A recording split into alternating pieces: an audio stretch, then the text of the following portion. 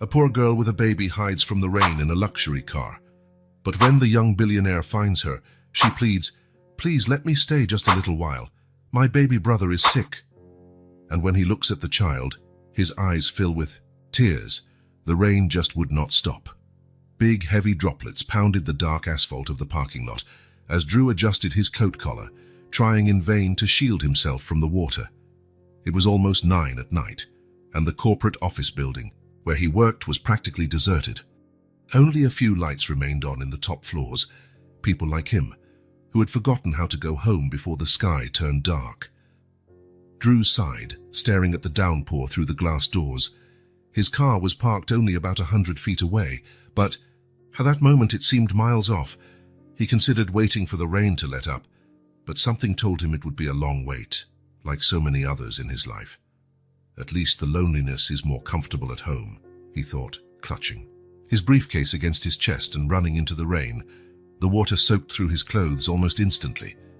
His prized Italian shoes splashed into puddles as he awkwardly hurried toward the vehicle. His hands trembled from the cold when he finally pressed the alarm button.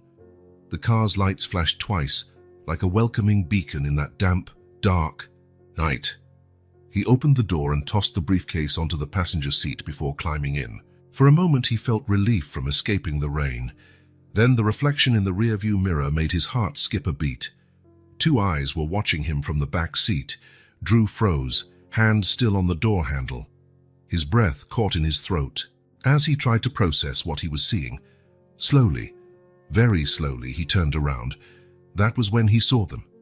A little girl, perhaps 5 or 6 years old, with dark hair clinging to her forehead from the dampness, was holding a bundle of blankets close to her chest. Her wide eyes reflected the same fear Drew felt, but there was something else there. Determination. "Please," she whispered, clutching the bundle tighter. "Don't yell." Drew opened his mouth, but no sound came out. He then realized the bundle was moving. A baby. The girl was protecting a baby. How did you get into my car?" he finally managed to say, still struggling to believe what he was seeing. "The door wasn't locked," she answered simply, as though that explained everything. "My baby brother's sick. He has a fever." Drew looked around, searching for an adult, some sign that this was a prank or a misunderstanding. The parking lot was deserted, only the merciless rain falling harder now. "Where are your parents?" he asked, trying not to sound intimidating, though he himself was scared. The girl pressed her lips together and did not reply. She just shook her head slightly, in a gesture that to Drew seemed far older than her fragile appearance suggested. "Look," he went on, you can't go around getting into people's cars like this. I need to call the police." "Or just a little while," she interrupted, her voice wavering for the first time. "Let me stay just a little while, until the rain stops and he gets better. Please." The baby stirred in the blanket and began to cry softly. It was a fragile sound, almost drowned out by the rain. The girl immediately began rocking him with a technique that seemed to have been practiced hundreds of times. "Shh, Toby. It's okay. Shh." Drew felt something strange in his chest, something he hadn't felt in a long time, a sensation he couldn't quite name.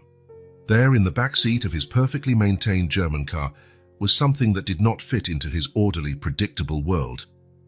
"What's your name?" he asked, surprised at how gentle his own voice sounded. "Sarah," she answered, without taking her eyes off her brother. "And he's Toby." Drew checked his watch. It was 9:07 p.m., a typical Tuesday night that suddenly had nothing typical about it. The rain now pounded hard on the car's roof, creating a wall of sound between that moment and the rest of the world. "Sarah," he said her name slowly, as though testing how it sounded. "I can't just take you with me. It would be kidnapping, you understand? I have to call the authorities." She looked up then. There was something in that gaze, not just fear or pleading. It was a deep understanding of how the world works, the kind no child should have. "If you call them, they'll separate us," she said softly. "They tried before. I promised my mom I'd always take care of Toby." It was the mention of the mother that broke something inside Drew. That word, mom, caused a fracture in the defenses he had so carefully built over the years. The baby coughed, a worrying sound that echoed in the car's enclosed space. Drew knew what he was supposed to do. There were procedures for situations like this, numbers to call, agencies to contact. The right path was clear and obvious. But as he looked at those two children in the back seat of his car, something stronger spoke within him. "You said he has a fever." Sarah nodded, relieved that he was listening. "How long has it been?" "Since yesterday," she replied, pulling back the blanket a bit to show the baby's face. "I gave him the medicine I had, but it's all gone now, and it's raining too much." Drew glanced again at the empty parking lot. The rain gave no sign of letting up anytime soon. He turned to the steering wheel, placed his hands on it, and stayed like that for a few seconds, feeling his heart pound as an internal battle raged within him. "Just for tonight," he said at last, without turning around. "I'll take you both to my place. Give the baby a warm bath, and first thing tomorrow we'll figure this out." He started the engine and adjusted the rearview mirror. Sarah's eyes met his through the mirror, and she simply nodded, not smiling, almost as if a quiet agreement had been forged at that moment. Drew drove out of the lot cautiously, slower than usual. At every stoplight, he glanced at the mirror to confirm it was all real, that two children were indeed in the back seat of his car. The city glistened under the nightlights, drenched by rain. People hurried along the sidewalks, trying to shield themselves as best they could from the storm. The world carried on normally, unaware that inside that particular car, something extraordinary was happening. "Where were you before you got into my car?" Drew asked, trying to break the uncomfortable silence. "At the park," Sarah replied simply. "Under the big slide." Drew felt a pang in his chest as he imagined the two children huddled under a playground structure, while rain poured around them. How long had they been there, and before the park? Silence. From the corner of his eye in the mirror, he could see Sarah looking out the window now, avoiding his gaze. "Okay," he said softly. "You don't have to tell me now." They continued the trip in silence. Drew lived in a penthouse on the east side of the city, an upscale modern apartment that rarely welcomed visitors. A place that perfectly reflected the emptiness of his life, impeccable, organized, and cold. When he finally parked in the building's garage, Drew realized the logistical problem he faced. How would he get two children, one a sick baby, upstairs, without arousing suspicion? "Sarah," he said, turning to look at her directly for the first time, "I need your help right now. We'll use the private elevator. If anyone asks, you're my niece, okay? And Toby is your baby brother. You came to visit me. Do you think you can do that?" She nodded seriously. There was no trace of childish playfulness in that gesture, only the solemnity of someone who fully grasped the risks. Drew grabbed his briefcase and got out, quickly opening the back door. Sarah was already ready, holding Toby firmly in her small arms. He hesitated, holding out his hands. Can I carry him? He must be heavy for you." To his surprise, Sarah pulled away, slightly shielding her brother. "I can manage," she said, with a conviction that allowed no argument. Drew didn't insist. He led them to the elevator, typing in the access code with trembling fingers. Once inside the metal cabin, all three remained silent as they ascended to the 28th floor. The baby let out a tiny whimper, and Sarah automatically began to rock him, murmuring soothing words with endless patience. When the elevator doors opened directly into the apartment's foyer, Drew couldn't help noticing how Sarah scanned everything with alert eyes. It wasn't admiration he saw in her gaze, but a practical assessment, like she was mentally mapping the place, spotting exits, safe areas. "Do you live alone?" she asked as he unlocked the door. The question took him by surprise because of its perceptiveness. "Yes," he answered, switching on the lights and revealing the spacious living room. "Just me." The apartment had little personality beyond the expensive furniture and the stunning view of the city. No photos on the walls, no toys forgotten in corners, no sign that anyone besides one solitary man lived there. "Come," Drew said, guiding them to the guest room. "You can stay here." The room had never been used. The king-size bed still had its original sheets creased from packaging. Drew opened the closet and found extra blankets, still in their plastic wrappings. "I'll make something for the baby to eat." What does he eat?" he asked, suddenly aware of how little he knew about children. "He still drinks milk," Sarah explained, carefully placing Toby on the bed. "But he also eats mashed fruit and other soft foods." Drew nodded, absorbing the information. "And you? Are you hungry?"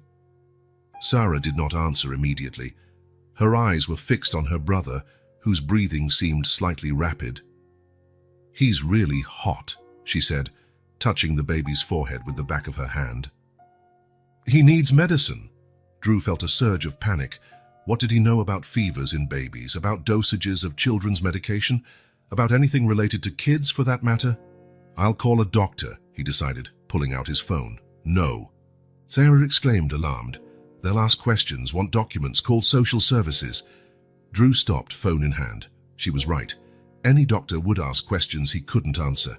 "I have a friend," he said after a moment's thought. "He's a doctor and can be discreet. We can trust him." Sarah seemed to weigh the information, analyzing risks like an adult would. "Is he going to take us away?" "No," Drew assured her, though he had no solid basis for the promise. "He'll just check on Toby, help with the fever." While he dialed Marcus's number, his personal doctor, who usually did house calls for hangovers or exhaustion from long work hours, Drew watched Sarah move efficiently around the baby. She unwrapped the blanket, checked his diaper, adjusted his tiny outfit, all with a skill that was startling for her age. Marcus picked up on the third ring. "Drew? Trouble sleeping again?" "No, it's different this time. I need you to come to my apartment. Bring your pediatric kit." A brief pause on the other end. "Pediatric?" Marcus's voice sounded puzzled. "Drew, are you all right?" "Yes, I'll explain when you get here. It's important, Marcus. And I need you to be discreet." Another silence, longer this time. "I'll be there in 20 minutes. Drew hung up and turned his attention back to Sarah and Toby. The baby seemed restless, shifting uncomfortably. "I'll get you something to eat while we wait for the doctor," he said, heading to the kitchen. He opened the fridge and stared at its pitiful contents. Some leftover takeout, a half-finished bottle of wine, a few tomatoes wilting in the vegetable drawer. Nothing suitable for children. He found a carton of long-life milk in the cabinet and some cereal in another. It was the best he could do for now. When he returned to the room, he found Sarah sitting on the bed, holding Toby in her arms.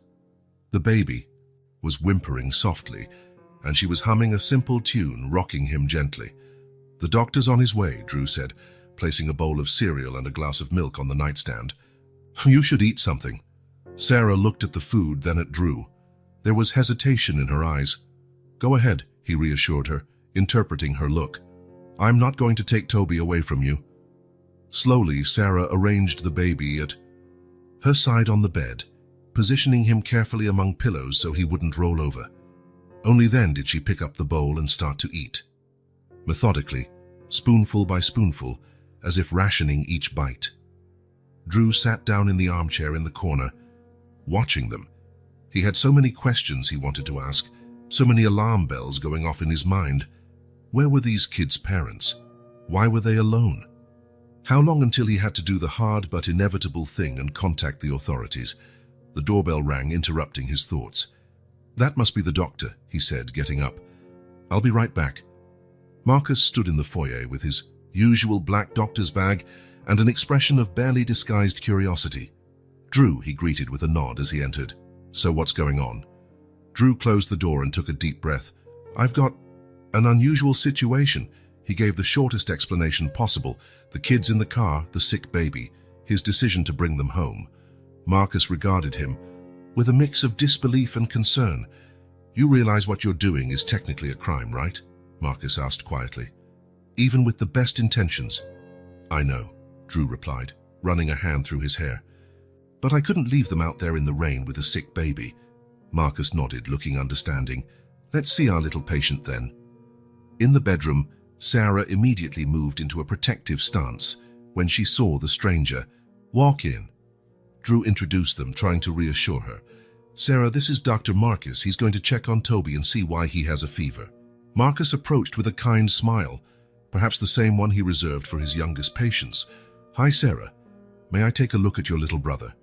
She didn't reply verbally, but shifted slightly, giving him just enough space to examine the baby. Her eyes never left the doctor's hands. The checkup was quick and professional. Marcus took Toby's temperature, checked his ears, throat, lungs. It's an ear infection, he finally diagnosed. Quite common in babies his age.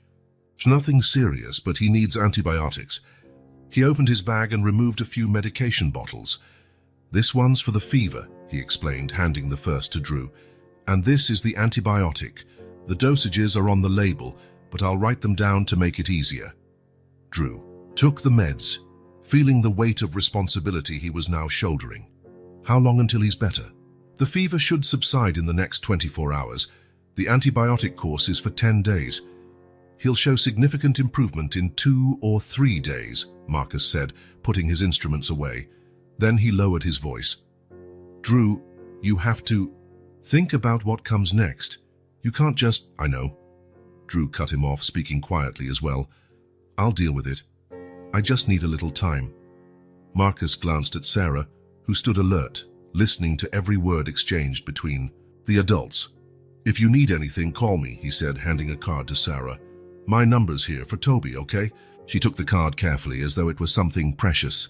Thank you, she muttered, the first word she had directed at him. After Marcus left, Drew gave Toby his first doses of medication. The baby fussed at the bitter taste, but Sarah managed to soothe him, whispering sweet words that sounded like a secret language between siblings. You two should take a bath and rest, Drew suggested, noticing the children's still damp clothes.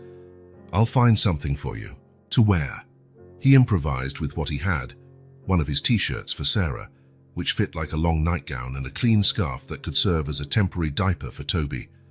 It wasn't ideal, but it would work until he could buy proper items. While Sarah bathed Toby in the ensuite bathroom, Drew went to the living room and sat on the couch, trying to process everything that had happened over the past few hours. How had his life changed so drastically in a matter of moments? The apartment, which had always felt too big for one man, now seemed small and inadequate with the presence of 2 children. So many essentials were missing: proper food, clothes, baby supplies, items he had never needed before. He opened his laptop and began making a list. Tomorrow, he'd have to buy all of it. For now, they'd have to improvise. When he returned to the room, he found Sarah and Toby already in bed. The baby seemed to be sleeping more peacefully, and Sarah watched him with that constant vigilance she'd shown from the start. Did the medicine work? Drew asked, approaching. I think so. He feels a little cooler. Drew sat on the edge of the bed, keeping a respectful distance. He didn't want to intrude on the small safe space Sarah had created around herself and her brother. Sarah, he began, choosing his words carefully. I know you don't know me, and you have no reason to trust me, but I need to understand better what happened so I can help you. She continued to watch Toby, as though the baby's sleep were the most important thing in the world at that moment. And maybe it was. Our mum said she'd be back, she finally spoke, so softly Drew had to lean closer to hear. It's been 3 days. The weight of those simple words hit Drew like a physical blow. 3 days. 2 children alone for 3 days. Where did she go? To work, Sarah answered, still not looking at him. She always comes back. Always. But this time it took longer. And then Toby got sick. Drew nodded, resisting the urge to place a comforting hand on her shoulder. Something told him physical contact wouldn't be welcome at that moment. And you have no other family? No one else who could take care of you? Sarah finally looked at him. There was a hardness in her eyes that didn't belong to a child. Just the 3 of us. It's always been just us 3. Drew tried not to show how deeply that affected him, how familiar it sounded. I see, he said quietly. Well, for now, you're both safe here. Tomorrow morning I'll go out and buy a few things. Clean clothes, the right food for Toby, whatever else you need. For the first time, he saw something different in Sarah's gaze. It wasn't gratitude or relief. It was distrust. Why? She asked directly. Why are you doing this? The question took him aback with its frankness. Why, indeed? Why hadn't he just called the authorities, as would be normal, logical, legal? I don't know, he admitted honestly. I really don't. That candid answer seemed to matter to Sarah. She nodded slightly as if she'd finally heard something that made sense. Drew stood, walking to the door. I'll leave the hallway light on. If you need anything during the night, my room is the last one down the hall. He left the door slightly ajar. In the hallway, he paused for a moment, taking in the new silence that filled his apartment.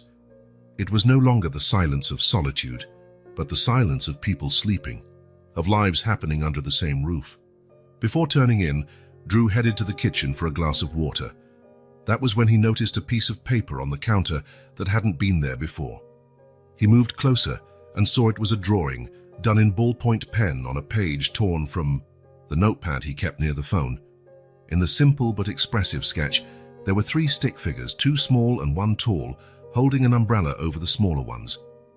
Beside them, a female figure with long hair hovered like a ghost, arms stretched toward the children but not touching them. Drew sat on a high stool in the kitchen, holding the drawing with care, as though it might disintegrate at the slightest touch. That single pen stroke revealed more than hours of conversation ever could. It was the story of Sarah and Toby, told in the only way a 5-year-old knew how, through simple lines laden with complex meaning.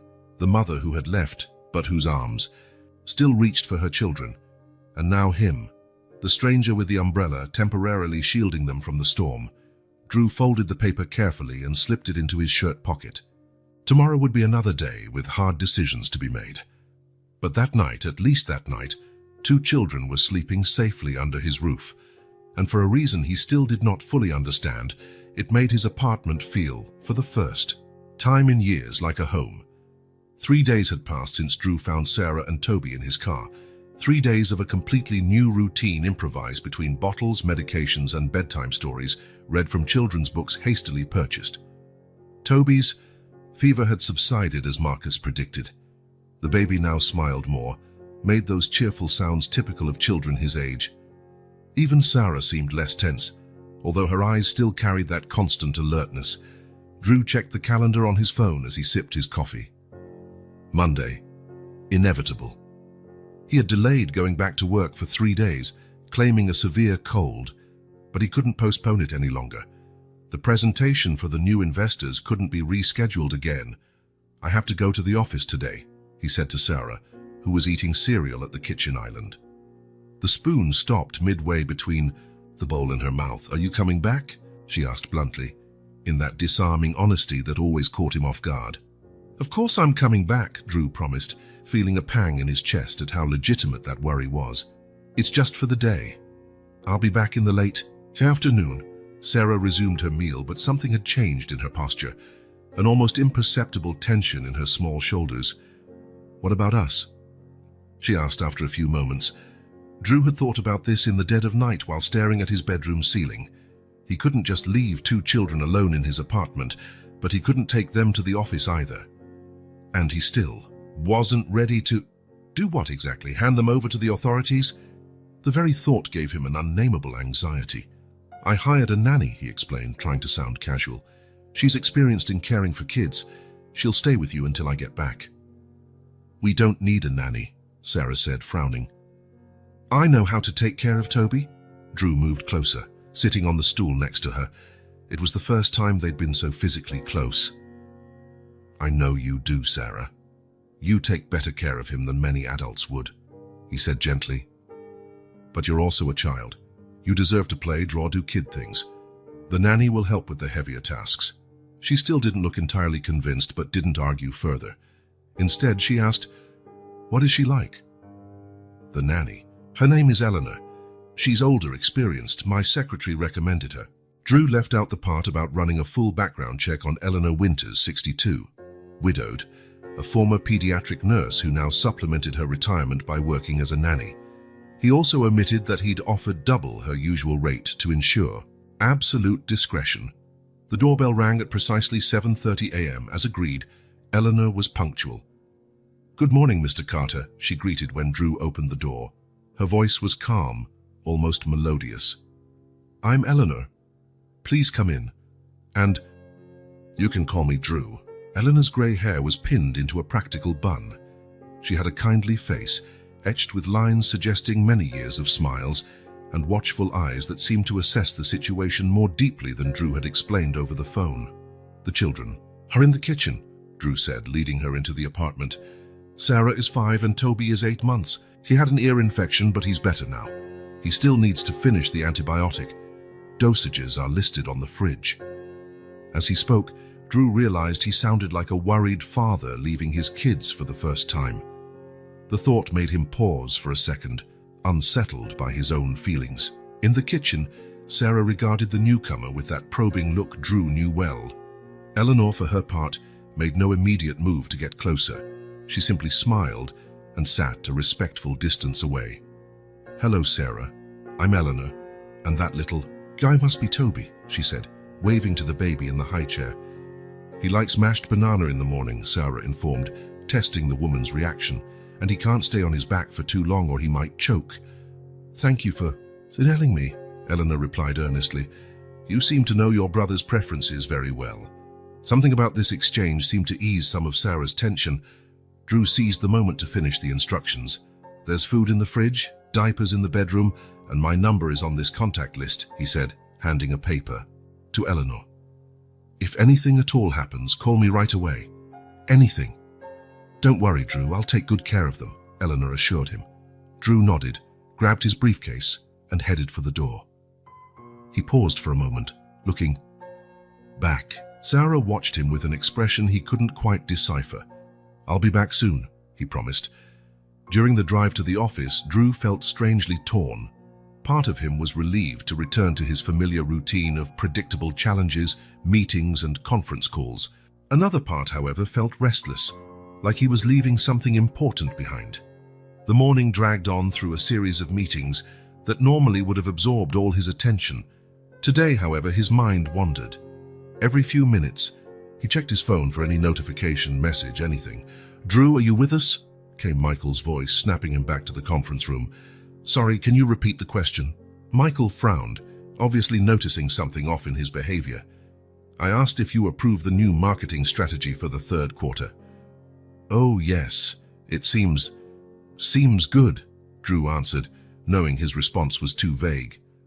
At lunchtime, instead of going out with colleagues as he usually did, Drew stayed in his office. He picked up the phone several times, almost calling home before stopping himself. "They're fine," he told himself. "Eleanor knows what she's doing." As the afternoon wore on, his restlessness grew. He came up with an excuse to leave early, a fictitious doctor's appointment he had forgotten to mention. Traffic seemed particularly slow that afternoon. Drew drummed his fingers on the steering wheel, annoyed at every red light, every stop. When he finally parked in his building's garage, he hurried to the elevator, almost running. Opening his apartment door, he was greeted by a momentary silence, followed by the sound of small footsteps running down the hallway. Sarah appeared, halting when she saw him. Her eyes lit up in a way Drew had never seen before.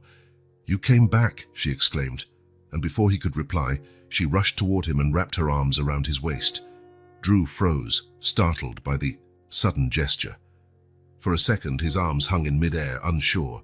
Then, slowly, he encircled Sarah's small shoulders in a gentle hug. A surge of emotion hit him so strongly, he almost lost his balance. He couldn't remember the last time anyone had shown such genuine joy at his return. "I promised I would come back, didn't I?" he managed, his voice sounding rougher than usual. Sarah let go and pulled him by the hand. "Come see. We made something for you." She led him to the living room, where Eleanor sat on the rug with Toby. The baby let out a happy squeal when he saw Drew, waving his little arms. It was such a surprisingly domestic scene, as if they had always belonged there. "We had a very productive day," Eleanor remarked, getting to her feet. "Little Toby is completely recovered from his infection, and Sarah has been an excellent helper." Sarah dashed to the coffee table and picked up a sheet of paper. "I drew this for you," she said, holding it out to Drew. He accepted it carefully. It was more detailed than the previous one, a drawing of 3 figures holding hands.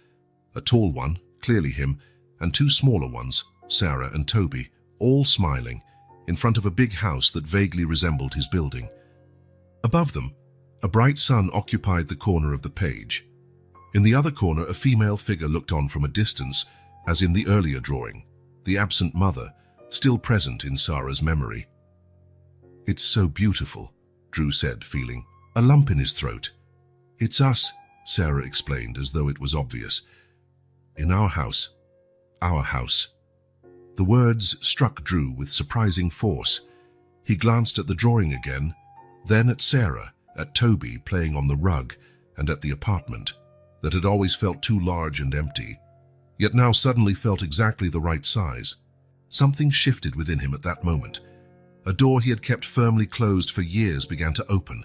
For the first time in a long while, Drew felt connected to something bigger than his professional ambitions, bigger than his solitary routine. "Thank you," he said, his voice almost a whisper. It was just a drawing by a 5-year-old child, simple lines, basic colors, imperfect proportions. But for Drew, at that moment, it was the most precious thing anyone had ever given him. It was an invitation. A possibility. As Eleanor said her goodbyes, promising to return the next day, Drew realized he no longer wanted this to be temporary. He had no idea what to do next, how to handle the legal implications or practical details. He only knew that for the first time since he found those children, he wasn't counting down the days until everything went back to normal. Because his old normal now seemed far too empty. And he wanted, truly wanted, to stay.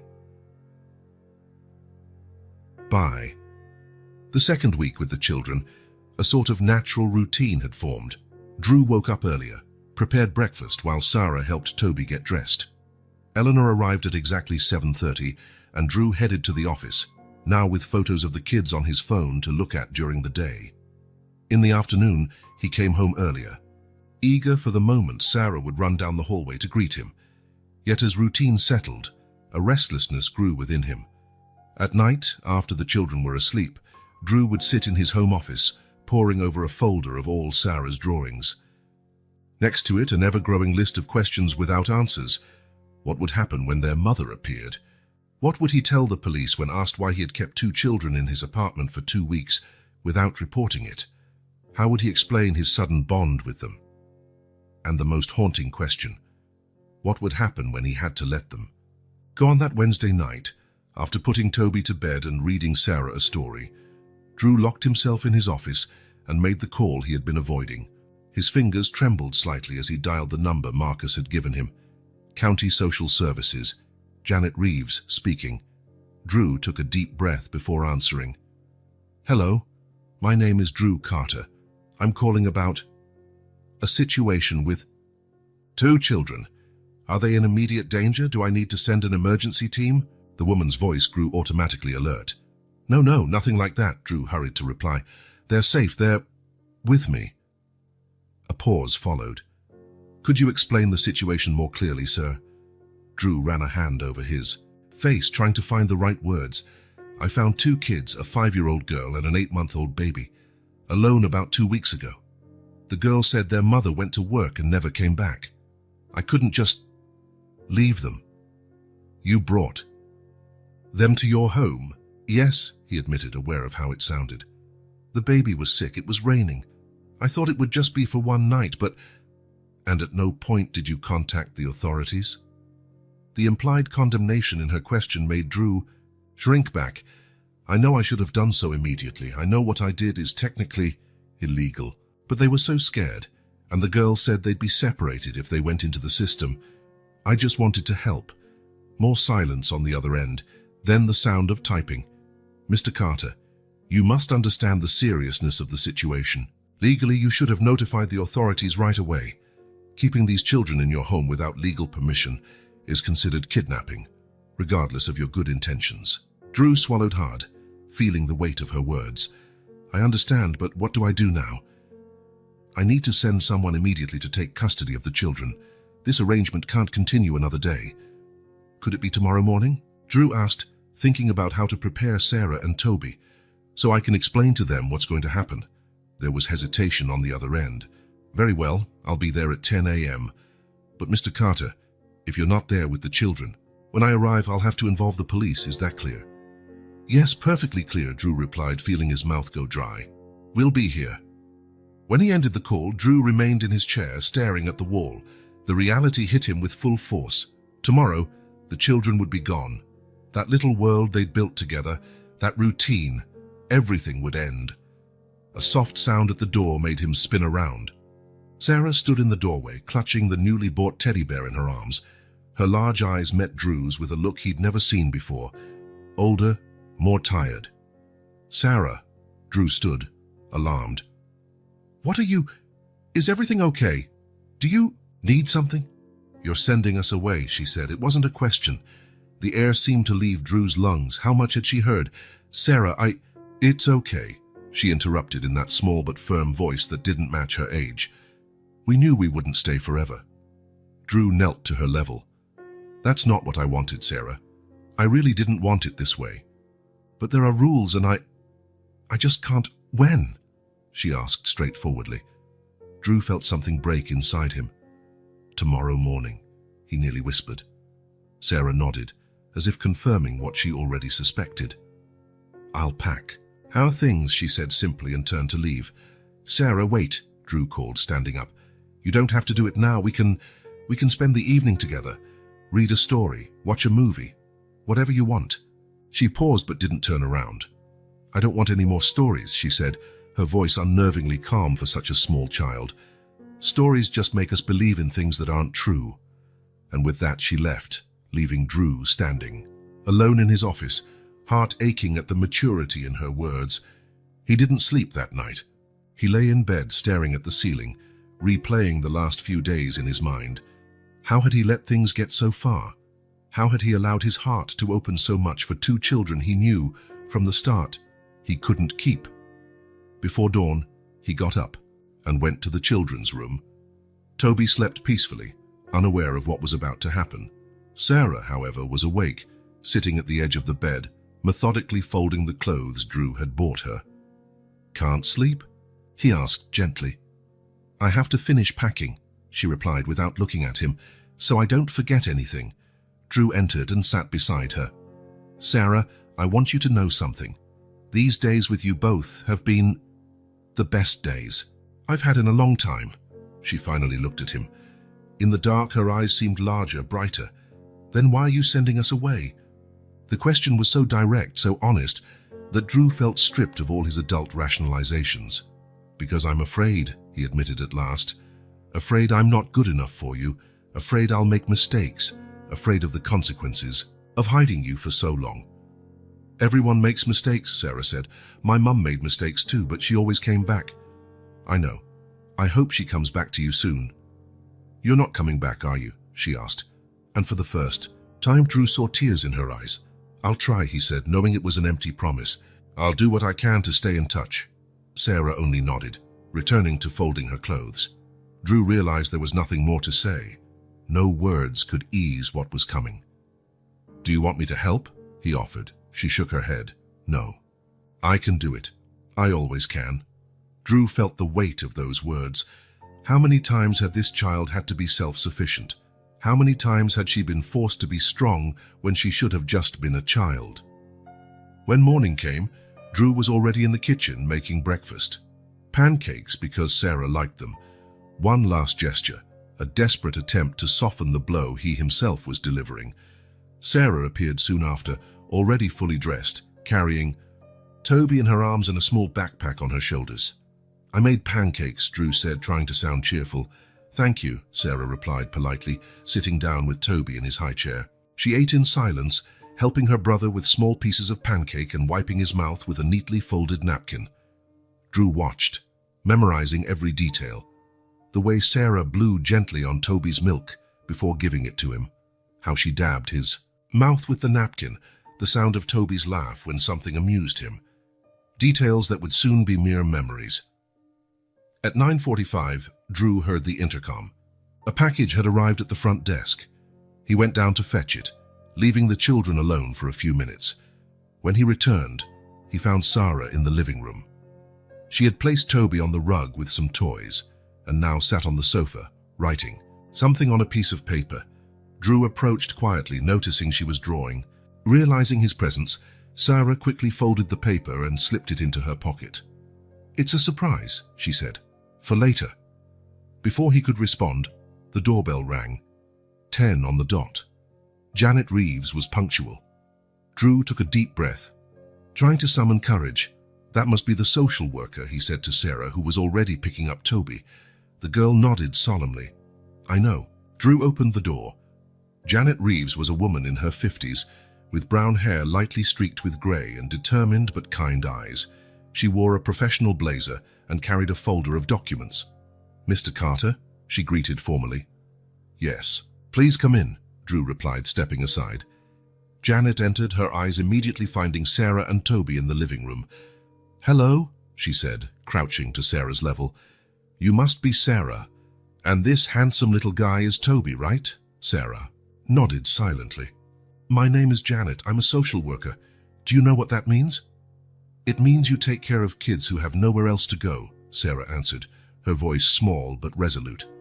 That's right, Janet confirmed, casting a brief look at Drew before turning back to the girl. I'm going to take you and your baby brother somewhere safe until we can find your mom or another family member. Will we stay together? Sarah asked immediately, fear breaking into her voice.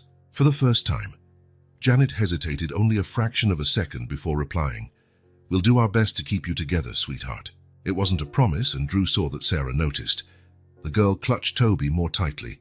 Mr. Carter, Janet said, turning to Drew, I'll need you to tell me exactly how you found the children. You'll also need to sign some documents. Drew nodded, accompanying Janet to the kitchen while Sarah stayed with Toby. For the next 20 minutes he recounted everything in detail, the encounter in the car, the 2 weeks together, everything he knew about their circumstances. Janet jotted it all down, occasionally asking additional questions. I understand your concern, Mr. Carter, and your good intentions, she said at last. But you realize the proper procedure would have been to notify the authorities at once, don't you? Yes, Drew admitted. I wasn't thinking clearly. The children appear well cared for, which I'll note as a mitigating factor in my report. But I can't ignore that you kept 2 minors without official oversight for 2 weeks. Drew nodded, accepting the reprimand. What happens to them now? They'll be taken to a temporary shelter while we look for their mother or other relatives. If we can't find anyone, they'll enter the system for adoption or foster care. What if? Drew began, voice faltering. What if I wanted to apply for foster care? Janet studied him for a moment. It would be a long process, Mr. Carter. Background checks, interviews, home assessments. And given the irregular circumstances of how you initially took custody, there would be additional complications. I understand, Drew said, feeling the last thread of hope snap. When they returned to the living room, Sarah was already standing, backpack on, Toby in her arms. A larger bag held the baby's belongings. We're ready, she said. Drew noticed how she avoided looking directly at him. You don't have to carry all that yourself, sweetie, Janet said kindly, extending her arms. I can help with Toby. Sarah hesitated, but finally let Janet take the baby. Toby whimpered for a moment, then settled in her arms. Well, I think that's everything, Janet said, also picking up the bigger bag. Mr. Carter, I'll contact you if we need more information. Drew nodded, unable to speak. A lump filled his throat, a weight in his chest making it hard to breathe. Sarah, he managed at last, kneeling down to her level. Thank you. For everything. For letting me know you and Toby. Sarah looked at him for a long moment. Then, unexpectedly, she held out the folded piece of paper she had put in her pocket. This is for you, she said softly. So you can look at it later. Drew took it with trembling hands. Thank you. Without warning, Sarah stepped forward and gave him a quick hug. It was brief, almost furtive, but Drew felt as if something inside him shattered. Goodbye, Drew, she whispered, pulling away quickly. Goodbye, Sarah, he replied, rising to look one last time at Toby in Janet's arms. Goodbye, Toby. The baby smiled at him, unaware of what was happening.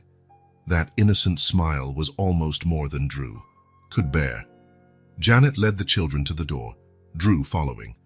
In the hallway, she turned once more. Again, I appreciate you contacting the authorities, Mr. Carter. It was the right decision, no matter how hard. Drew just nodded, unable to find words. He watched as Janet walked them to the elevator, Sarah walking at her side, small and determined. In the last instant before the doors closed, the girl looked back, her eyes meeting Drew's for one final moment, and then they were gone. Drew closed the apartment door and leaned against it, his legs feeling weak. The silence that engulfed him now wasn't the silence of solitude anymore. It was the silence of absence, of loss. With trembling hands, he unfolded the paper Sarah had given him. It was a drawing done in colored markers he'd bought for her. 3 figures, Drew, Sarah, and Toby. But unlike her earlier drawings, this time Drew was shown from behind, walking away from the 2 children. Below, in carefully formed letters, was written, "Thank you for everything, don't worry about us." Drew stood still for several moments, staring at the drawing. A whirlwind of emotions washed over him, and he let himself absorb every line, every color, every heartbreaking word. At last, he folded it carefully and slipped it into his shirt pocket near his heart. He looked around the apartment, at the forgotten toys, at Toby's high chair in the kitchen, at Sarah's drawings still stuck to the fridge.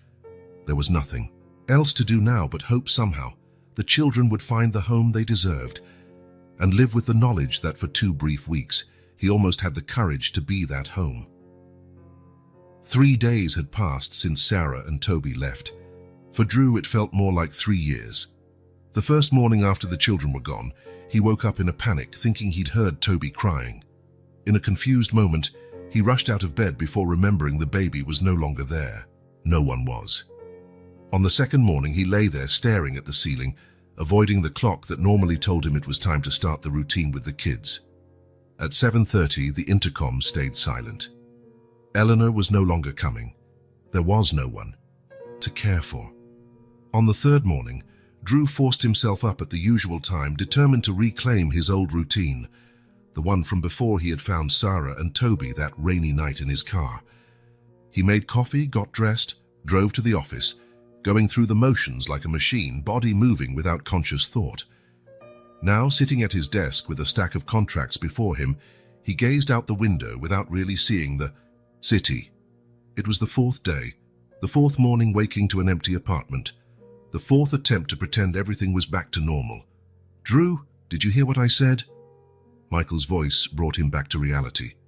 His partner stood in the doorway holding a folder, eyeing him with a mixture of curiosity and concern. "Sorry, I was distracted." "What were you saying?" "The meeting with the investors, Drew. It started 10 minutes ago. Everyone's waiting in the conference room." Drew glanced at the clock, 2:10 p.m. The meeting he himself had scheduled and spent weeks preparing for. "Right. Yes, I'm on my way." Michael didn't budge. "Are you okay? You've been acting strange all week." Drew forced a smile, gathering his papers. "I'm fine. Just a little tired." Michael studied him another moment, clearly unconvinced, but nodded and left. Drew took a deep breath, organized his thoughts, and headed to the meeting. For 2 hours, he forced himself to be present, to give the necessary presentations, answer questions. His voice sounded normal, his explanations were clear, his arguments persuasive. Outwardly, he was the same old Drew Carter, efficient and focused. Inwardly, something had changed fundamentally. By 5 o'clock, when he would normally be at peak productivity, Drew was already packing up. In recent days, the idea of staying late at the office had lost all appeal. What once felt like dedication now just felt like an escape, and not even work could distract him from the void waiting for him at home. "Leaving early again?" his assistant asked, trying to hide her surprise. "Yes, I have some things to take care of," he answered vaguely. "Oh, I almost forgot," she said, handing him a slip of paper. "The social worker called. She left this number for you to call her back." Drew took it, heart pounding. "Janet Reeves, could there be news about the kids? Thank you, Alice. I'll call her right now." He returned to his office and shut the door, dialing the number with trembling fingers. "County Social Services, Janet Reeves speaking." "Janet, it's Drew Carter. I got your message." "Ah, Mr. Carter, thank you for calling back. I reached out to let you know we located a relative of the children." Drew's stomach dropped. A relative who? An aunt on their mother's side who lives in another state. She had no idea her sister had gone missing, but she's agreed to take the children temporarily. How are they?" A short pause before Janet responded. "They're adjusting. Sarah is quite withdrawn, which is to be expected. Toby seems fine." Drew wanted to ask more. Whether Sarah mentioned him, if she asked why he hadn't fought for them, if they told her anything. But no words came. "There's something else," Janet continued. We found a lead on their mother's whereabouts. It appears she might have been hospitalized after an accident. We're looking into it." "I see," Drew said, feeling a strange mix of hope for the children and personal emptiness. If their mother was alive, they might soon be reunited. That would be best for them, of course, but it also meant they'd be even further from his life. "Thank you for letting me know. You seem to genuinely care about these kids," Janet observed. "That's uncommon in most cases I handle." Drew didn't know how to respond. There was a moment of silence before Janet spoke again. "Anyway, that was all. Have a good afternoon, Mr. Carter." "You too."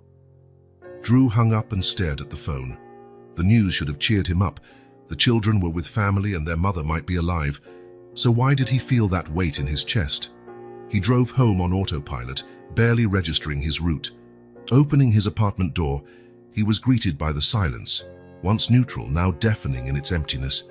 Drew placed his briefcase on the console by the entrance and made his way to the kitchen. He opened the fridge, stared at its contents for a moment, then shut it again without taking anything. On the door, Sarah's drawings had been removed. He had carefully stored them in a folder, but the colorful magnets that had held them up remained like ghosts of an interrupted life. He poured himself a glass of water and walked to the living room, dropping heavily onto the sofa. He turned on the TV just for the noise to fill the silence. He landed on a children's channel, where bright cartoons danced across the screen. Drew froze for a moment, recalling Sarah sitting on this exact sofa, watching that exact show, patiently explaining the storyline to Toby, who was more interested in drooling on his own fingers. He quickly changed the channel, stopping on a news broadcast. More comforting, more adult, more alone. Hours later, Drew woke with a start. He had dozed off on the couch, still in his work clothes. The apartment was dark except for the bluish glow of the TV, now playing some late-night infomercial. He rubbed his eyes, trying to get his bearings. The digital clock on the stereo read 11:47 p.m. Standing up, he stretched his stiff muscles. As he did, his foot bumped something under the couch. He bent down to see what it was. A colored pen. One of those he had bought for Sarah. It must have rolled under there without anyone noticing. He picked it up, turning it over in his hands, remembering how Sarah would grip her pens with such intense concentration. On an impulse, Drew pulled the couch away from the wall a few inches, searching for any other forgotten objects. There were no more pens, but something else caught his eye, a crumpled piece of paper partially hidden. He reached for it, carefully smoothing it out. It was another drawing by Sarah, one he had never seen. It showed a house, clearly his apartment, building with a closed door. Outside stood Sarah and Toby, drawn with sad expressions. Inside, visible through a window, stood Drew, also looking sad. Across the top of the drawing, in big, uneven letters, each filled with a different color, was a single word: family. Drew sank onto the floor, holding the drawing as if it were infinitely fragile. When had Sarah drawn this? After hearing him on the phone with Janet, or maybe on the morning they left while he was cooking breakfast. The drawing perfectly captured how he felt now, separated from the children by a door he himself had helped close, all of them isolated and sad. Yet the word at the top, family, hit Drew like a physical blow. Sarah saw them as a family, not just a temporary arrangement, not just a shelter from the rain, but a real family. Something gave way inside Drew. Some barrier he hadn't realized was still up. Sitting alone on the living room floor with a crumpled drawing from a 5-year-old, he finally let the tears come. Silent sobs shook his shoulders. As the truth struck him full force, he had lost something he hadn't even known he wanted: a family. The apartment's silence surrounded him as the lone witness to his grief. But within that silence, for the first time, a certainty was born. He couldn't change the past, couldn't undo the decisions made, but the future was still unwritten, and Drew no longer wanted to live in that silence. On Friday morning, Drew woke before his alarm. He'd slept little, tossing and turning with thoughts and decisions clashing in his mind. As the first rays of sun broke through the window, he was already up. He had made the decision in the middle of the night. He couldn't go on like this, caught between two worlds, the old one which no longer served him, and the new one which he had lost before fully understanding it. He needed to take the first step. He took a quick shower and dressed carefully, choosing casual clothes instead of his usual suit. While making a simple breakfast, his eyes fell on the folder holding Sarah's drawings. He opened it and took out the last one she had given him, the one showing him walking away. Late the previous night, he'd bought a simple but elegant frame. He placed the drawing inside, adjusting it meticulously. It was both a gift and a promise, a beginning. He called the office and informed them he wouldn't be in that day. His assistant, Alice, was surprised. Drew Carter never took days off, but she asked no questions. By 9 o'clock he was in his car, the framed drawing on the passenger seat wrapped in protective paper. He had the address on a slip of paper, though he'd already memorized it from his conversation with Janet Reeves. The children's shelter was about a half-hour drive from downtown in a quiet residential area. It was an older building but well-maintained, painted in pastel tones, with a small front yard where some kids were playing under adult supervision. Drew parked and sat there for a few minutes watching. His heart raced, his palms felt damp. What would he say? How would he be received? Was Sarah still there, or had she already been transferred to her aunt's in another state? Finally, he gathered his courage and got out of the car, taking the wrapped parcel with him. He walked to the main entrance where a receptionist greeted him with a polite smile. "Good morning. May I help you?" "Good morning, I'm Drew Carter. I'd like to speak with Janet Reeves if possible." The woman checked a computer. "Ms. Reeves is in a meeting at the moment. Do you have an appointment?" "No, but it's about Sarah and Toby, the children who arrived a few weeks ago." Something in his tone or in the mention of the names made the receptionist scrutinize him more closely. "One moment, please." She made a quick phone call, speaking in hushed tones. Drew waited, holding the parcel as though it were priceless. "Mr. Carter, Ms. Reeves can see you in a few minutes. Please wait in the lobby." Drew nodded and went to a small waiting room. He sat in a chair, the package in his lap. The walls were adorned with children's drawings. A low shelf held books and toys, so the place tried to be welcoming, but an institutional feel still hung in the air. 10 minutes later, Janet Reeves appeared in the doorway. "Mr. Carter," she greeted him with a neutral expression. "I wasn't expecting to see you here." "Good morning, Janet. I'm sorry for dropping by without notice." She gestured for him to follow her to a small meeting room. "What can I do for you?" she asked once they were seated. Drew set the parcel on the table. "I wanted to know how Sarah and Toby are doing. And I brought them something." Janet observed him for a moment before answering. "Toby is adapting well. He's a resilient baby, like most that age. As for Sarah..." Janet hesitated slightly. "It's been tougher. She's very quiet, talks little, doesn't really interact with the other children." Drew felt a pang in his chest. "She's still here. I thought maybe she'd already gone to her aunt's." There were some complications with the paperwork. The transfer's been postponed for at least another week. "And their mother, any news?" Janet sighed. "We've confirmed there was an accident. She's in a hospital in another state, unconscious. The doctors don't know when or if she'll recover." The news hit Drew hard. For all the complications, he had never wanted anything this awful for their mother.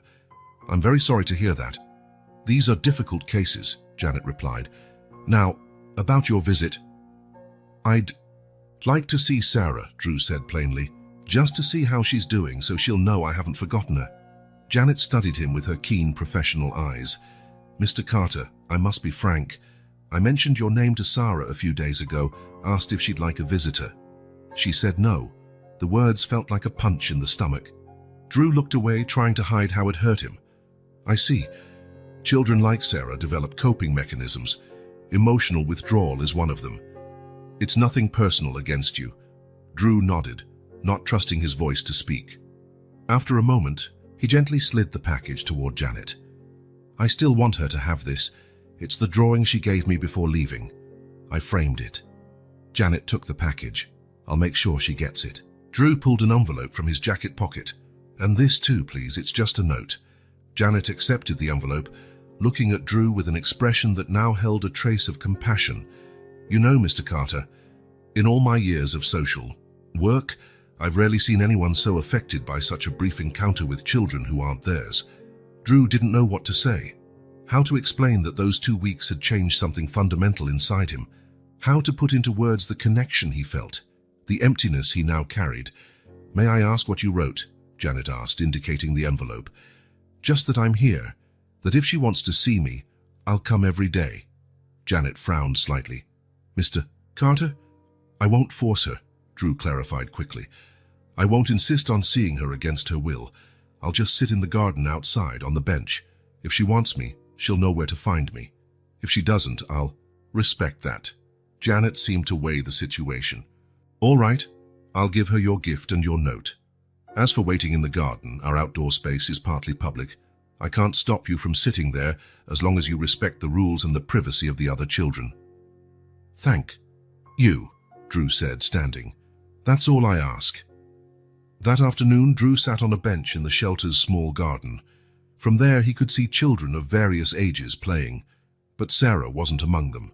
He made no move to enter the building or approach any staff. He just sat, waiting. After 2 hours, he got up and left. He would come back the next day, and he did. On Saturday morning, Drew was on the same bench again. He brought a book to pass the time, but couldn't focus on the words. His eyes kept scanning the playground for that little figure he knew so. Well, Sarah didn't show up. On Sunday, he returned again. This time, he brought a small coloring book and crayons, leaving them with the receptionist for Sarah. No note, no demands. Just the gift and his steady presence on the bench. Monday, he asked for another day off from work. Tuesday as well. Wednesday, he worked in the morning and came to the shelter in the afternoon. Thursday and Friday were the same. Over the weekend, he spent entire days on that bench. A week went by. Then another. Drew kept showing up, always with small gifts, a teddy bear reminiscent of the one Sarah had left behind, a letter sharing mundane details of his day, a small music box. Some of the shelter staff began to recognize him, waving from a distance. The children playing in the garden sometimes watched him curiously. 1 or 2 approached, asking what he was doing there. "Waiting for a friend," he'd answer with a gentle smile. On the 10th day, Janet Reeves came to the bench where he was seated. "She asked about you today," Janet said without preamble. Drew's heart leapt. "What did she say?" "She asked if you were still coming. She said she saw you from the window." "And what did you tell her?" "The truth, that you've been here every day, leaving presents for her." Drew nodded, not trusting himself to speak. "Mr. Carter," Janet continued in a softer tone than usual, "I can't promise anything. Sarah's been through a lot in her short life. Trust doesn't come easily to her." "I understand," Drew said. "I'm in no rush." Janet nodded and walked away, leaving him alone on the bench again.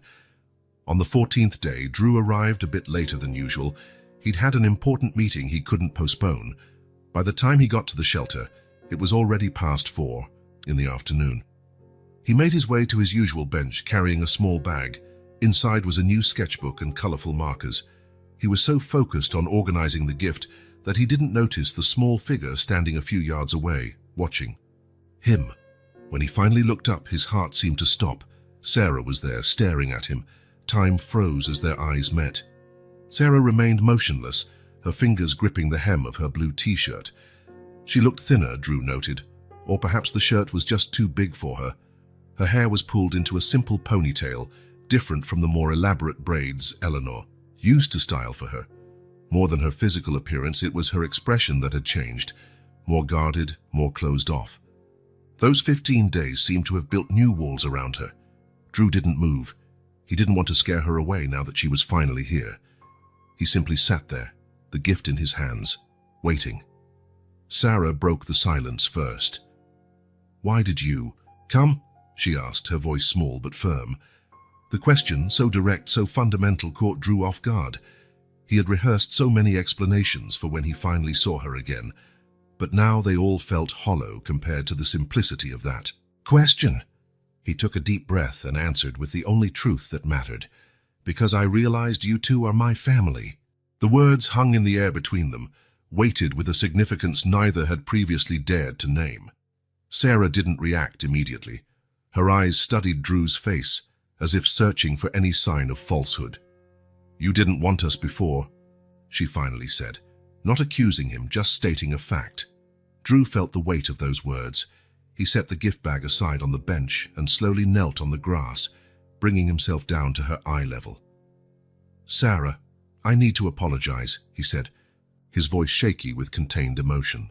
For letting you go, for not understanding what you meant to me sooner. I made a mistake, and I'm here now because I want to do right.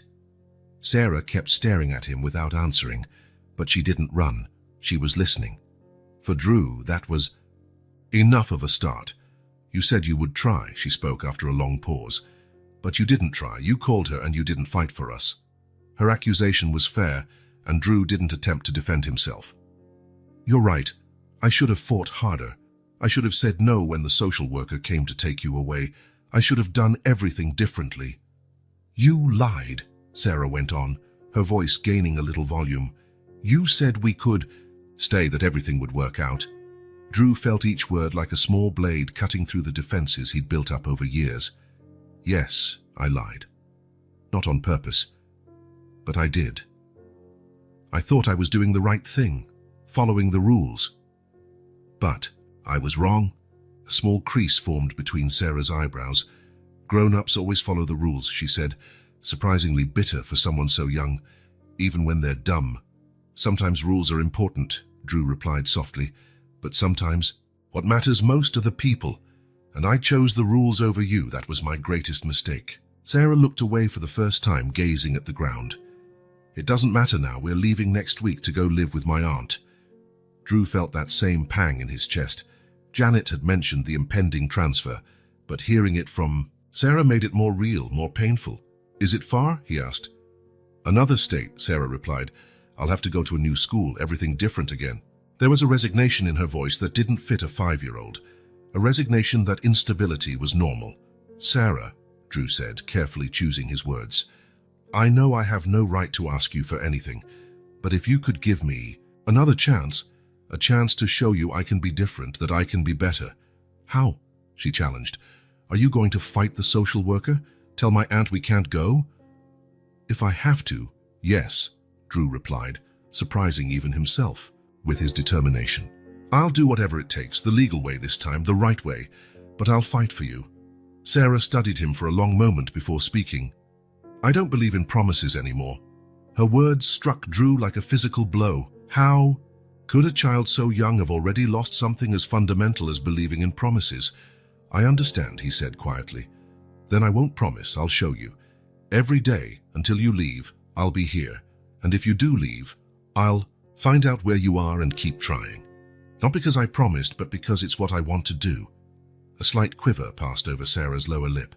For a moment it seemed like she might cry, but she quickly regained control. How's it going to be? She asked, a new vulnerability in her tone. If we come back? Drew felt a spark of hope at that question. Honestly, I don't know exactly. I know I'll have to make changes. Learn a lot. Make mistakes, probably.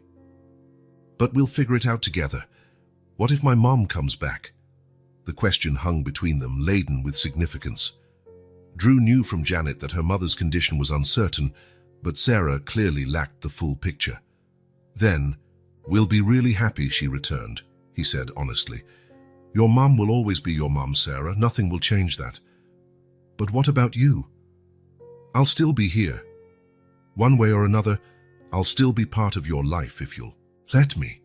Sarah seemed to consider his words, her gaze drifting to the bench where Drew had spent the last 2 weeks waiting. Why didn't you give up? She asked. Nobody stays that long. Her question went right to the heart of everything. Drew could have offered many explanations about commitment, responsibility, redemption. But only one truth mattered. Because when you left, I realized my life without you didn't make sense anymore. That apartment wasn't a home without Toby's laughter, without your drawings on the fridge, without you running to greet me after work. Sarah took a small step closer, lessening the distance between them. Did you really miss us? More than I've ever missed anything or anyone in my life, Drew replied, and it was the pure truth. Silence settled between them, no longer tense, but filled with possibility. Sarah looked past Drew toward the shelter building. I have to go back inside now. It's almost snack time. Drew nodded, trying not to let disappointment show. He wanted more time, more words, more chances to rebuild what he'd broken. I understand. May I come back tomorrow? Sarah hesitated. A moment. Toby misses you, she finally said. He can't really talk yet, but sometimes he looks at the door like he's waiting. Drew felt a lump in his throat. I miss him too. Sarah took another small step forward. She was now close enough that Drew could see the freckles on her nose, the wisps of hair escaping her ponytail. If you come tomorrow, maybe I'll bring him to see you, just for a bit. Drew felt as though he'd just been given the most precious gift in the world. I'd love that, Sarah. Truly. She nodded, still not smiling, but her gaze had softened almost imperceptibly. It's not a promise, she warned. Just a maybe. A maybe is all I need, Drew replied. Sarah turned to go, but paused after a few steps. The picture you gave me, the one I gave you before leaving, you put it in a nice frame. It's one of my greatest treasures, Drew said simply. She seemed to think about that for a moment. Thanks for the gifts, and for waiting, and then she was gone. Quickly walking back into the building, her steps small but determined. Drew remained kneeling on the grass long after she disappeared inside. No guarantees, no promises. The path ahead would be difficult, filled with legal, emotional and practical hurdles. But for the first time in 15 days, indeed in all his adult life, Drew felt certain he was on the right path. A path he hadn't chosen, but that had chosen him. A path that began on that rainy night and led him here, kneeling on the grass of a children's shelter yard, his heart filled with a hope he had never known. The encounter lasted only a few minutes. Simple words exchanged between a man and a child. Nothing had been promised, nothing was guaranteed. But to Drew, it was everything. It was the beginning. The day after that meeting, Drew arrived at the shelter earlier than usual. He brought a small basket of fresh fruit and 2 carefully chosen children's books. He sat on the same bench, trying to tamp down the anxiety in his chest. Would Sarah come? Would she bring Toby, as she'd hinted? Morning passed slowly. The children came out to play as usual, but Sarah was not among them. Drew tried not to let disappointment show. After all, she had only said, maybe. It wasn't a promise. It was nearly lunchtime when he finally saw her.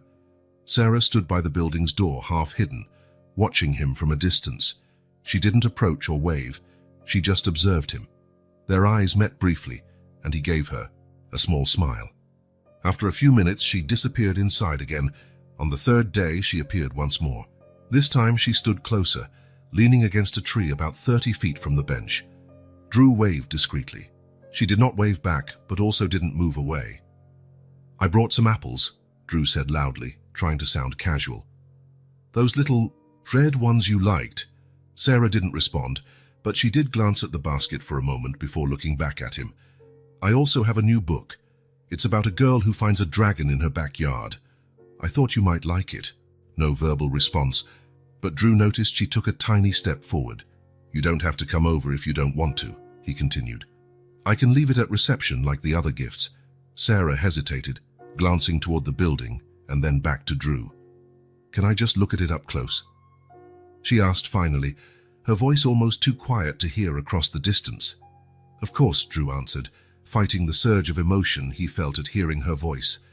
She approached slowly, each step deliberate, as though testing the ground beneath her feet. When she reached a safe distance, she stopped. Drew didn't try to close that gap. Instead, he placed the book on the bench beside him, along with a shiny red apple. I'll be here again tomorrow, he said gently. Same time. Sarah quickly snatched up the book and apple, then backed away a few steps. Toby's sleeping, she said, as if apologizing for not bringing him. He takes a nap after lunch. That's all right. Maybe another day. She nodded, then turned and hurried back into the building, book and untouched apple in her arms.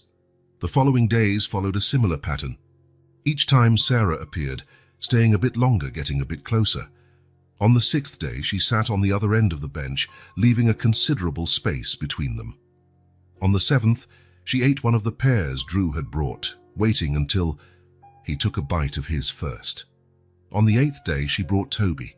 Drew's heart nearly stopped when he saw her emerge from the building with the baby in her arms. He had grown a little in those days.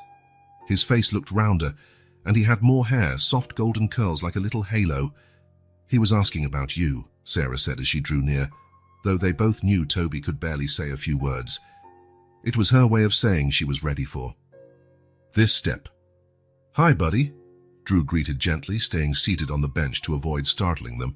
"You've gotten big." Toby eyed him curiously, then broke into a sudden smile. A wide grin of recognition that made something in Drew's chest both break and mend at once. "He remembers you," Sarah noted, sounding almost surprised. "I've never forgotten him," Drew said simply. "Or you." On the 10th day, Sarah sat beside Drew on the bench and let him hold Toby. The baby cooed happily, tugging on Drew's tie with his small, inquisitive hands. "You still come every day," Sarah remarked, watching. "Them, I said I would, even when it rained." "Even when it rained," Drew confirmed. "I just waited under that covered awning over there." "Why?" she asked again, though this time it didn't sound accusatory, but genuinely curious. "Because you two matter to me, more than anything else." Sarah was silent for a moment, watching Toby settle so naturally in Drew's arms as though he had never left. "Have you talked to the social worker about us not going to my aunt's?" "I have," Drew said. "In fact, I've talked to a lot of people, lawyers too. I'm trying to get custody of you both." Her eyes widened slightly. "Is it hard?" "Yes," he admitted. "Important things usually are. It's worth trying anyway."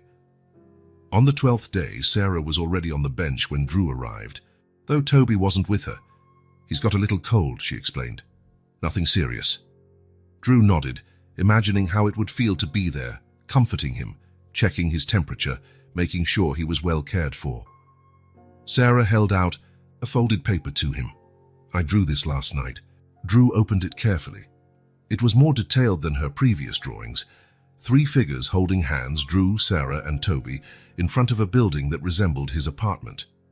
A bright sun shone in the corner, and each figure had a big smile. Across the bottom, in large, colorful letters, she had written, "If you really stay, maybe we can try." Drew felt a lump in his throat. "This is the most beautiful thing anyone's ever given me," he said, voice thick with emotion. Sarah watched him for a moment before asking, "Are you really going to stay?" "I am," Drew promised. "As long as it takes, as long as you both want me to." In the following weeks, the legal process began to take shape. Drew formally applied for temporary custody, a first step on a long road. Surprisingly, Janet Reeves became an ally. Her report highlighted the bond she observed between Drew and the children, the dedication he'd shown, the visible improvement in Sarah's behavior since their regular meetings began. "It'll be a long process," she warned during a meeting in her office. "We'll have interviews, psychological evaluations, home visits, and there's still the matter of the children's mother." "I understand," Drew said. "I'm ready to do whatever it takes." The first formal interview was conducted by a psychologist specialized in children under state custody. Elaine Goodman was middle-aged with kind but sharp eyes, watching every interaction between Drew and the kids with professional focus. "What if it doesn't work out?" she asked Drew candidly, while Sarah colored at a nearby table. "What? If you find raising 2 children is harder than you imagine?" "It will be hard," Drew replied honestly. "There will be good days and bad days, moments of doubt and frustration, but I'll be there for all of them." Sarah, who seemed not to be paying attention, suddenly lifted her head.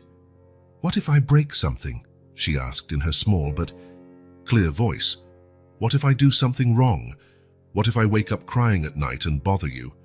Drew looked at her, understanding the real fear behind the question.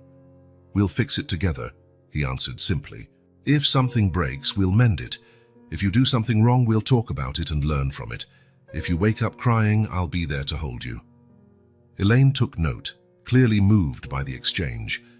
Supervised visits soon turned into short outings to the park, the zoo, a children's bookstore. Drew rediscovered the city through Sarah's eyes, noticing details he'd never seen. Ducks in a pond, the shapes of clouds, the texture of gravel underfoot. His apartment was also transforming. One room was painted a soft green, with forest-themed wall decals. A child-sized bed replaced the old guest bed for Sarah. Toby's crib, now permanent, occupied the corner near the window. Low bookshelves were filled with children's books, educational toys organized in colorful bins.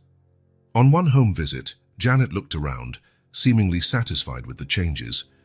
"You really are committed to this," she noted, checking the child-proofed outlets and rounded furniture corners.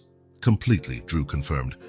It was during this visit that a moment occurred that would change everything.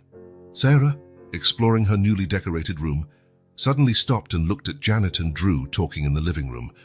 "If I stay with him," she asked in her small, clear voice, "can I keep my mom's last name?"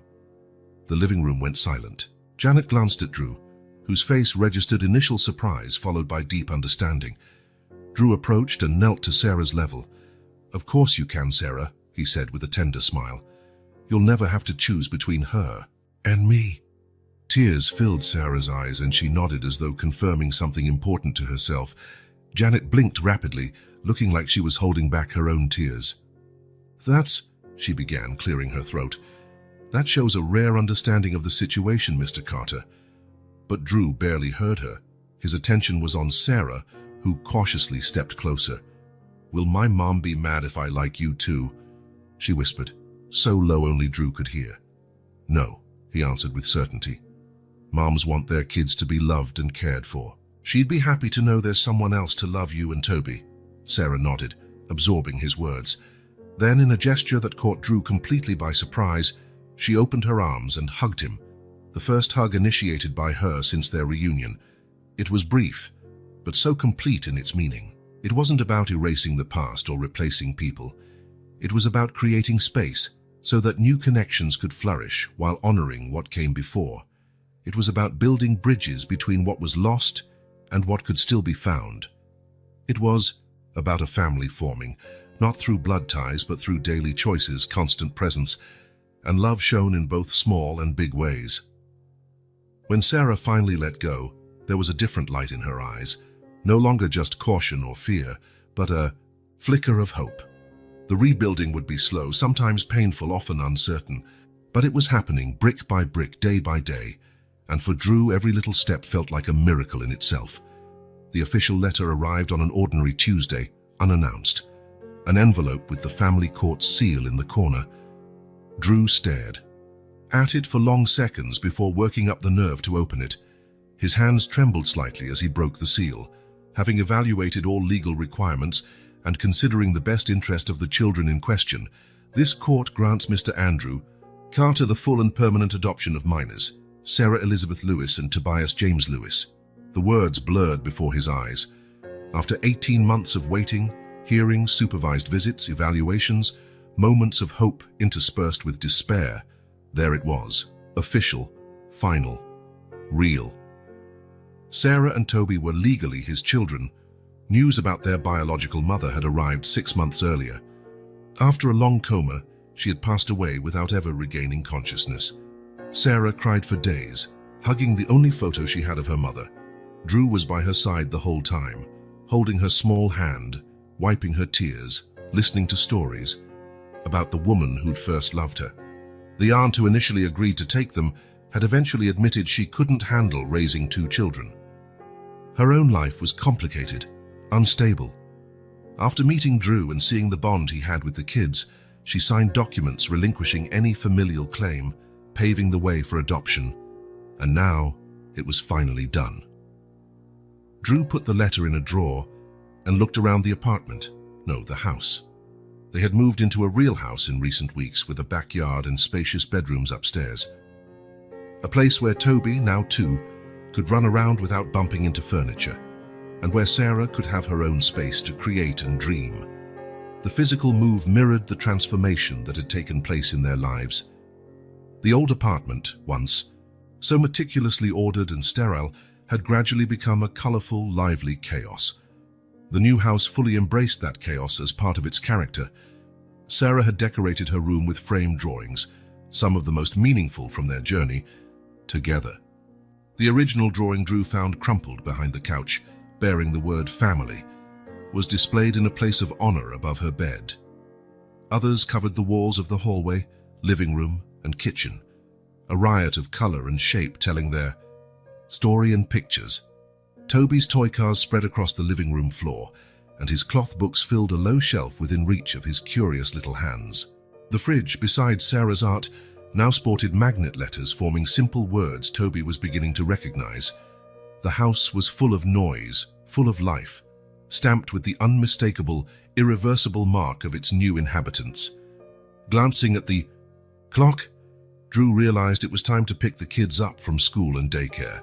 The routine that had once been so solitary was now a complex ballet of schedules, appointments, and small rituals giving shape to their days.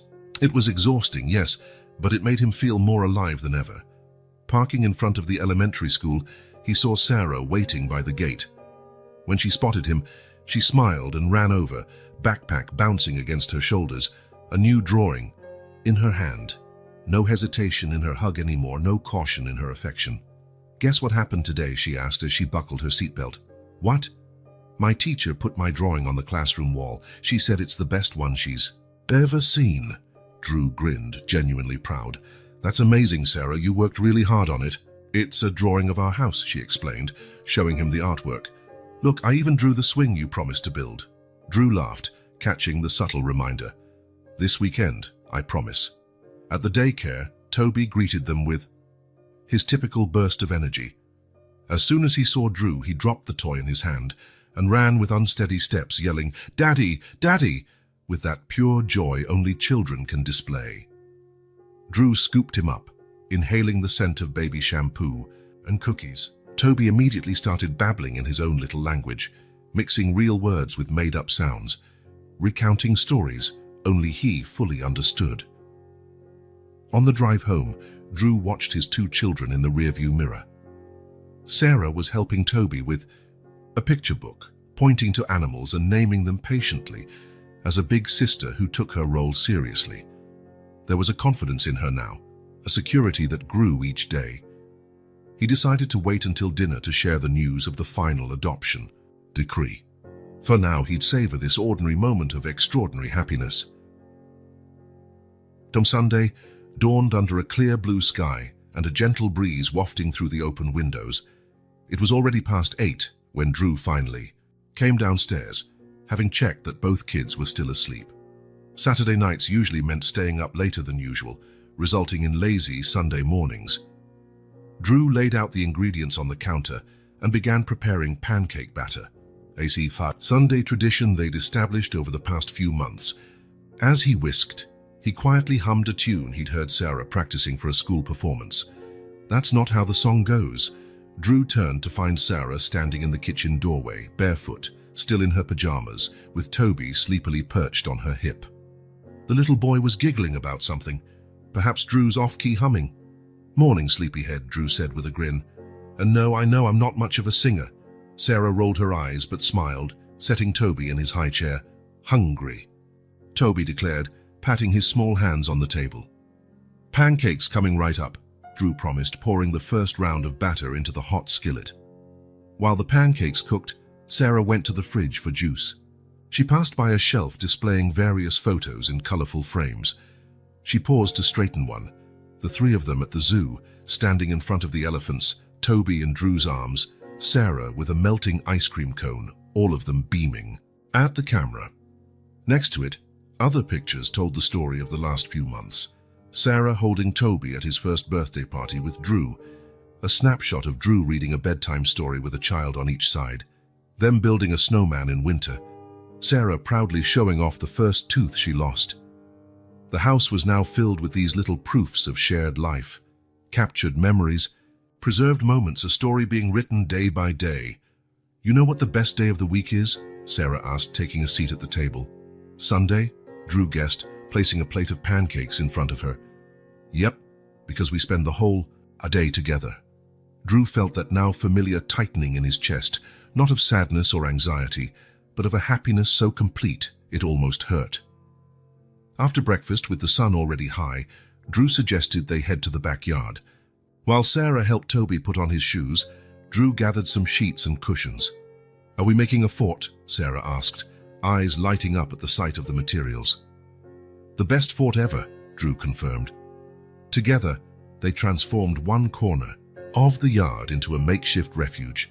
Drew tied lines between two trees and a post from the clothesline, draping sheets to form a canopy. Sarah, with her natural artistic flair, took charge of decorating the space. "We need lights," she declared, running inside and returning with a box of colorful holiday lights they'd used for Christmas. The real magic happened when they were done. The sheet fort, glowing with colored lights, filled with soft cushions and a fuzzy blanket on the ground, looked straight out of a fairy tale. Toby was the first to crawl inside, giggling whenever the lights danced on his face. Sarah followed, arranging the cushions into a cozy little nest where both settled in. Drew lingered outside, smiling at the scene. Then Sarah's voice called to him from inside the fort. "You live here now too. You can't stay outside." Something about that sentence, her specific choice of words, touched Drew deeply. He ducked down and crawled in, lying beside them, with Toby nestled in between. For a while, they just rested in silence, gazing at the gently swaying sheet roof, listening to distant birdsong and the occasional laughter of neighboring kids.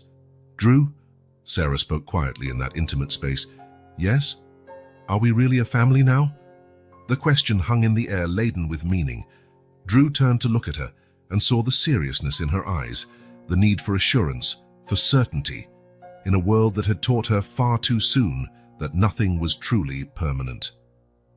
He smiled, reaching out to gently brush a strand of hair from her face. "We are whatever we choose to be," he said softly, "and I choose to be yours, forever." Sarah studied him for a long moment, as if searching for any flicker of doubt. Finding none, she scooted closer and hugged him, Toby babbling happily between them. In that moment, stretched out in a makeshift fort in the backyard of a house that finally felt like home, with two children who had come into his life by chance and now formed its center, Drew realized the perpetual restlessness he'd felt all his adult life, the constant need to move, to seek, to flee, was gone. For the first time, no part of him was running. No part of him wanted to be anywhere else. He was exactly where he belonged, finally home, finally whole. The journey hadn't been easy or straightforward. There would still be many challenges ahead, plenty of tears, plenty of doubts. Real life didn't provide neatly wrapped, happily ever afters, but in that moment of imperfect perfection, Drew knew with absolute certainty it had all been worth it. Every hesitant step, every fear, every barrier overcome, each had been part of the path leading him here, to his home, to his family, to the place where his heart could finally rest. If this story touched your heart, subscribe to the channel and turn on notifications so you don't miss the next ones. Leave a like because it helps this story get recommended to more people. See you in the next story.